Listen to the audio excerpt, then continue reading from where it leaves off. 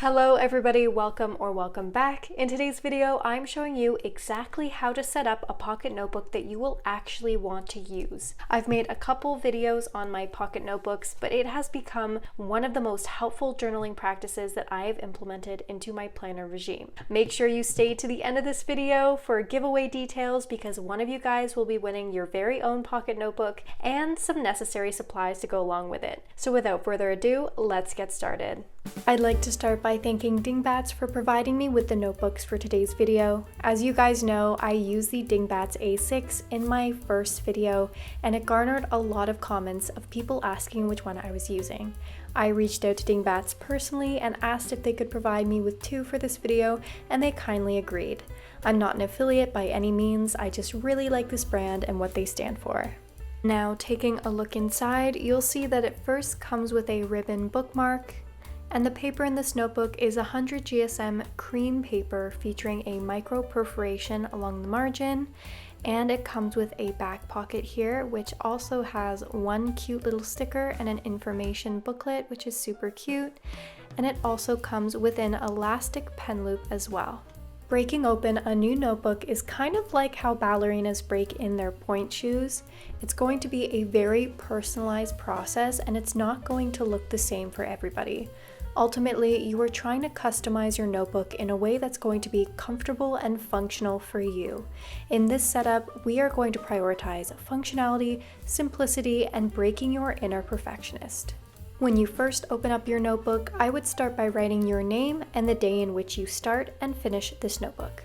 Of course, you can always add more customizations if you'd like. Sometimes I add a couple stickers or use these little corner frames to add a little more deco, but if you are looking for the most minimalistic setup, then just writing your name and date will be helpful, especially if you're planning on archiving this notebook in the future. On the left-hand side, I find it helpful to have a key. I've been using my key for so long that I have it memorized, but if you don't and you're just starting, it might be helpful to put one on a sticky note.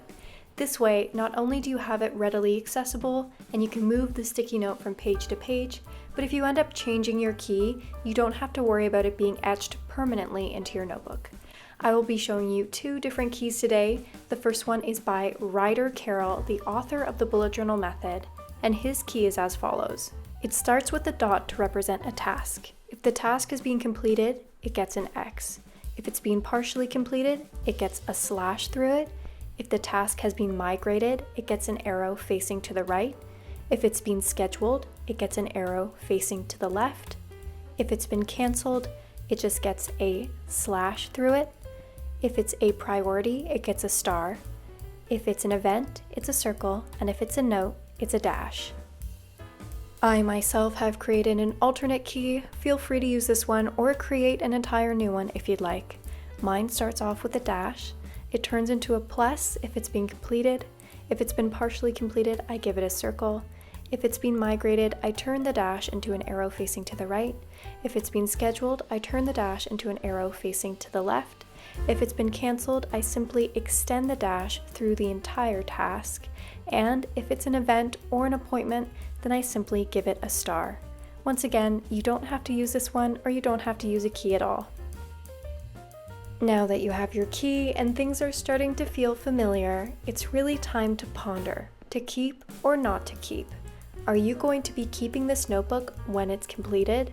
Do you ever want to see this information again, and are you going to be migrating the information to another notebook? For those of you who want to use this notebook and throw it away when you're done, you can skip this step. But for those of you who are planning on archiving this notebook and having it as a reference in the future, then I suggest you add an index. You want to start by dedicating about 3 or 4 pages for your index. I decided to go with 3 for this example, and at the top of the page, you're going to label it index. Up and to the left, you're going to write the word title, and up and to the right, you're going to write page number.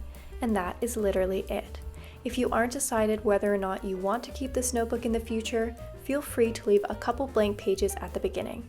This way you can turn it into an index if you'd like, and if you don't, then you have a couple extra pieces of scrap paper. Now it might be an idea to add a clip for quick reference at a later date. These are the ones from my other video, and you just open them up, clamp them on the page, and you are done.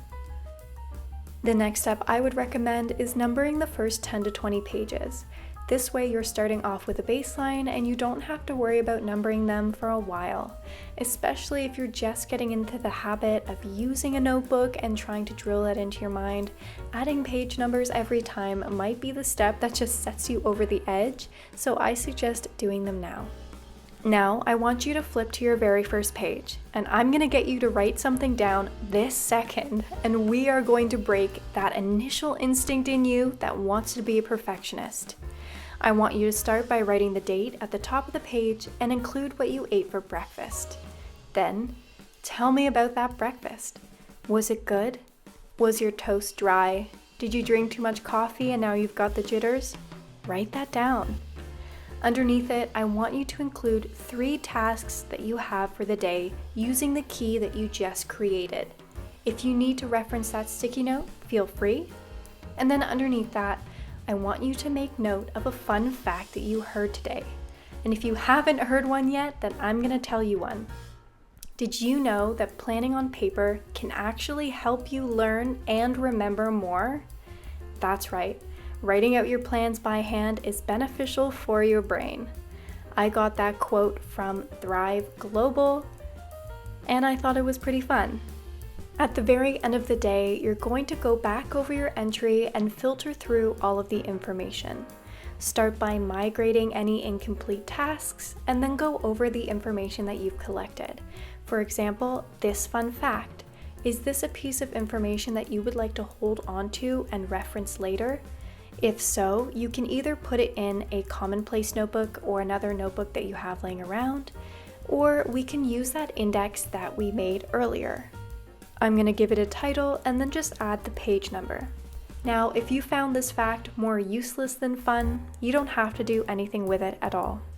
Once you have filtered through all the information, I like to use a colored pen to denote that I have reviewed this page and that all of the important information has either been completed or migrated. The final step in the setup has to do with the back pocket, and it is a feature that I do not utilize enough. There are several options that you can choose from for this back pocket, but some fun ones I think are to use it to put your favorite stickers, a portable ruler, some metric conversions, maybe your go-to takeout order, some affirmations, or even receipts, ephemera, and anything else you can think of. Okay, everybody, that is it for the setup portion. Now let's move on to the giveaway. First and foremost, you will of course be getting a Dingbats A6 dot grid notebook just like mine. This is in the black little duck. I thought it was so cute and neutral. Next, you will be getting these clips as well. Everyone from my other video was obsessed with these, so I thought I had to include them. Here is a little demo on how to use them. Then I got you guys these date stickers for those lazy days where you can't even be bothered to write the date. I thought these were just super cute. I'm also including these transparent sticky notes more as a novelty item. I think they're fun if you want to write something down that's important and then also have something down on top that's important. You can reference them both at the same time without one or the other being covered. For these, I recommend using a ballpoint pen only.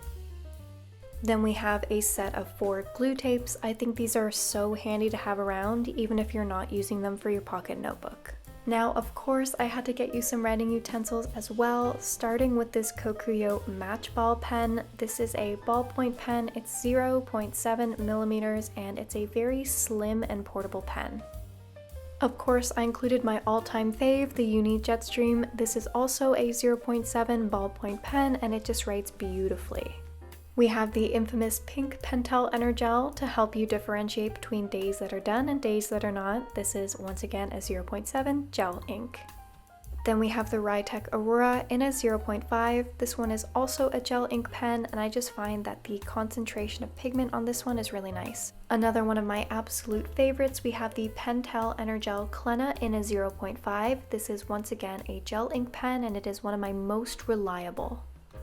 Finally, I included the Pentel Quick Click pencil for those of you who prefer pencil over pen. It comes with a retractable eraser, which is super cool, and I just love the body of this one. This is going to be an international giveaway, and here are the rules to enter. Like this video, subscribe to this YouTube channel, and comment down below which country you're from. All other giveaway details will be listed down in the description box below, so make sure you check those as well. Good luck, everybody! Thank you so much for watching. I'll see you next time, guys. Stay cozy and bye-bye.